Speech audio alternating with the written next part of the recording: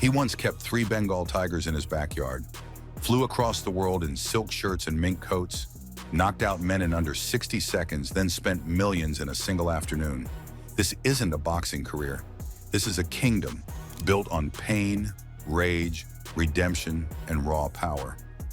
From championship belts to 5-star wellness retreats, from scandal to global business, chaos didn't consume him. It crowned him. Mike Tyson didn't survive chaos. He mastered it. What happens when a street kid from Brooklyn becomes the youngest heavyweight world champion in history? We're not just talking about boxing glory. We're talking about gold-plated bathtubs, private menageries of exotic animals, and a global image that went from menace to mogul. This is the untold story of Michael Gerard Tyson, better known as Mike Tyson. Tyson has done it all: Hollywood cameos, prison sentences, and viral fame. He moved through fame like a firestorm. No filters, no survivors. He crashed hard, then came back even stronger. Today, he's not just a former champion. He's a businessman, a media icon, a wellness philosopher, and proof that transformation is the real luxury. Let's rewind. Born in 1966 in Brownsville, Brooklyn, Tyson grew up in a world where fights happened long before the bell. His childhood was violent, chaotic, and unstable. By age 13, he'd been arrested 38 times. But then came Cus D'Amato, a legendary trainer who saw the storm in Mike's fists and the sadness in his silence. Under Cus, Tyson found purpose, power, and pain control. At just 20 years old, Tyson became the youngest heavyweight champion of all time. He turned the ring into a battlefield and rewrote the rules of war. Tyson wasn't a boxer, he was a brand. His face was everywhere, towering over Times Square on billboards, featured in video games, gracing magazine covers from Sports Illustrated to GQ.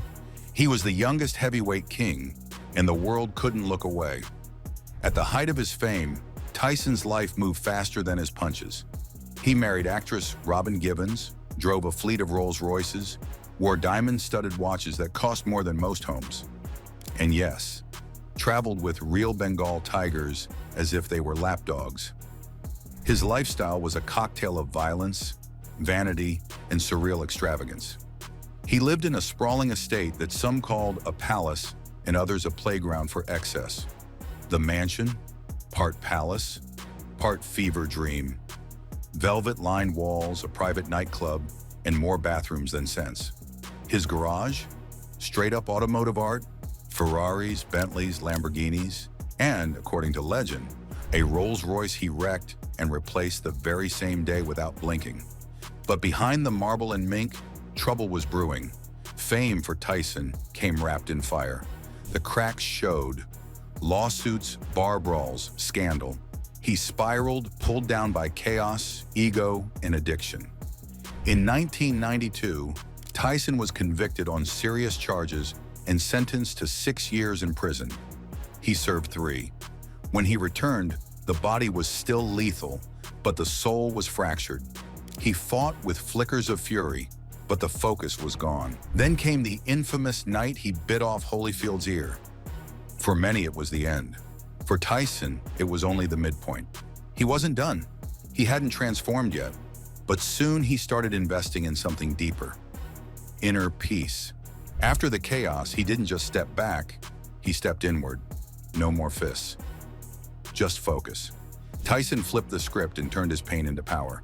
He launched Hot Boxing, a podcast that feels more like a confession booth than a studio. Raw, unfiltered.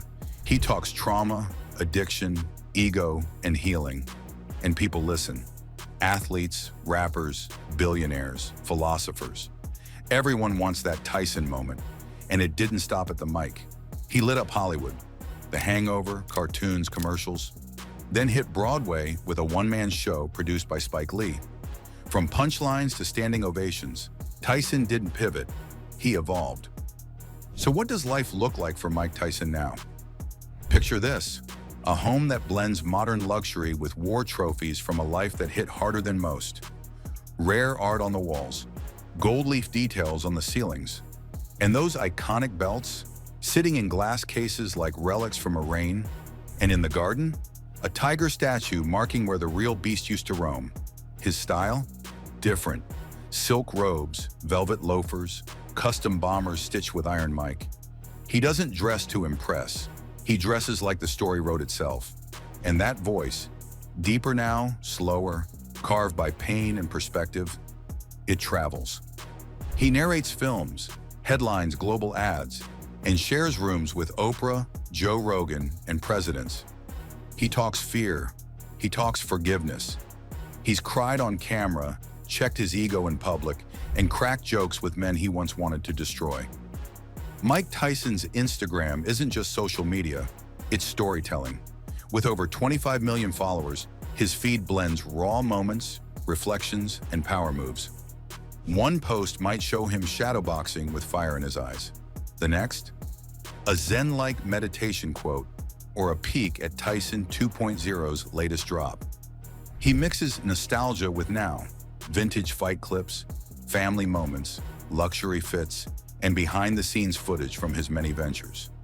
Whether it's motivational wisdom, self-deprecating humor, or a nod to his legacy, Tyson uses Instagram not just to promote, but to connect. It's the digital ring where the warrior meets the philosopher. He wasn't just a boxer, he became a brand. From watches to whiskey, headphones to hot sauce, Tyson turned his name into a seal of raw authenticity. He signed with giants like Foot Locker, Nintendo, and Black Energy. But he didn't stop at cameos.